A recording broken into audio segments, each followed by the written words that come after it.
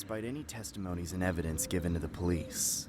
It was rumored that she was kidnapped and trafficked on the dark web, but that's not even the worst part about it.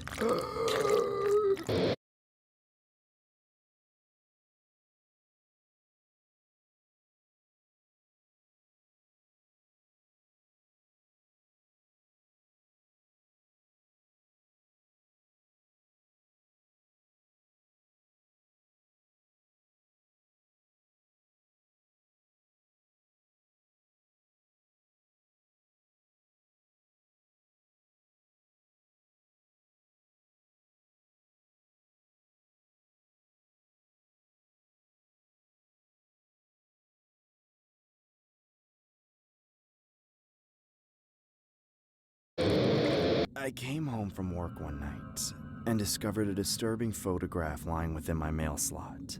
The photo was titled Doll Number 21. It was an image of Cindy, except she had her arms and legs missing. I've consistently dug down the rabbit hole since and even got my school colleague Eric to chime in. If I had to be honest, I didn't look at Eric as much of a friend, but more as a fellow computer geek.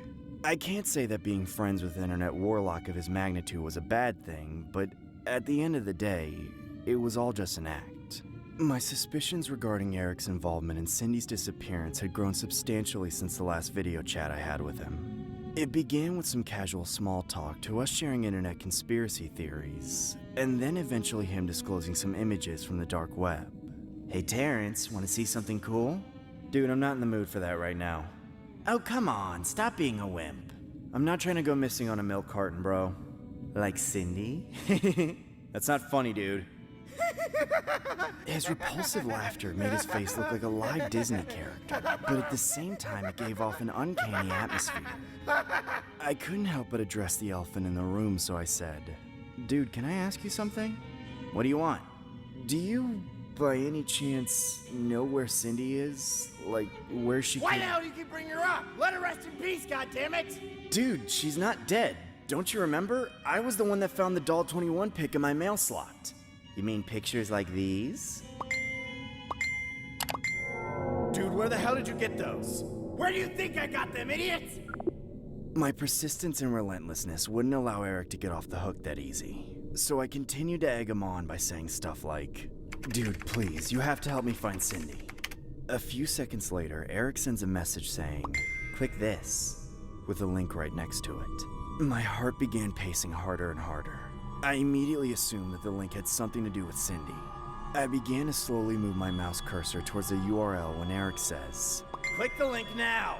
I responded with, "What the hell is your problem?" Hurry up and click the link already! I couldn't help but leave a few question marks in the chat as I was genuinely confused and hesitant to click the link. Click the link or else! Dude, what are you sending me? If you don't click the link now, all bets are off! Stop threatening me! Click the fucking link!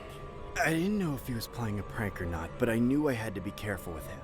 He was definitely the type that could hack my computer at will.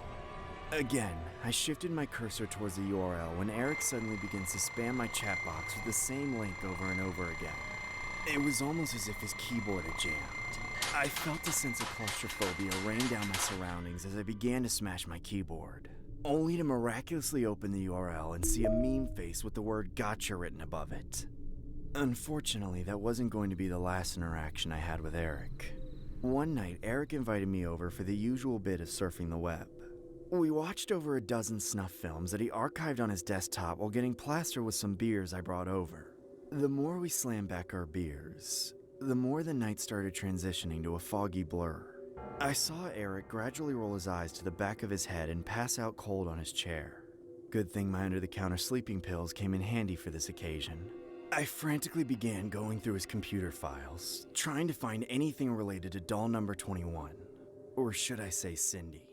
That's when I discovered about 20 to 30 folders titled Doll Number, along with the correlating digit. I selected a random video from one of the folders and witnessed one of the most disturbing snuff films I've ever laid eyes on. It was a video of a woman swinging back and forth on a swing, except she had no arms and legs, just like Cindy. The sight was what I can only describe as inhumane. I couldn't comprehend how one could find so much pleasure in inflicting harm to someone else on camera. I saw the woman babbling some sort of gibberish when a man wearing a pig mask entered the camera shot. He forcefully grabbed the woman's face while saying, "Repeat after me! I want to return home to Master Sword, where the world is divine." The world is divine and the days are beautiful. Louder! I want to return to Master Sword, where the world is divine and the days are beautiful. Louder! I want to return to Master Sword, where the world is divine and the days are beautiful. Louder! I can't hear you! I want to return to Master Sword, where the world is divine and the days are beautiful. I want to return to Master Sword, where the world is divine and the days are beautiful. That's when the man carved a dull knife under the lady's face, skinning her like he was Leatherface from the Texas Chainsaw Massacre. My heart felt like it was going to drop to my stomach. The poor lady's face literally toppled over her chest. I immediately clicked off the link and began to further stroll around Eric's files. I opened the doll number 21 folder and saw hundreds of MP4 files of Cindy and that man. The pig man. I'll never forget the excruciating agony he put that poor girl through. Do you have any idea the pain and misery you put me through? Do you? Oh, mileage and sacrifice. Just to get to this very moment. A moment we must cherish. Dolls like you don't come around very often, you know? Please, I just want to go home. You're home! Now say it!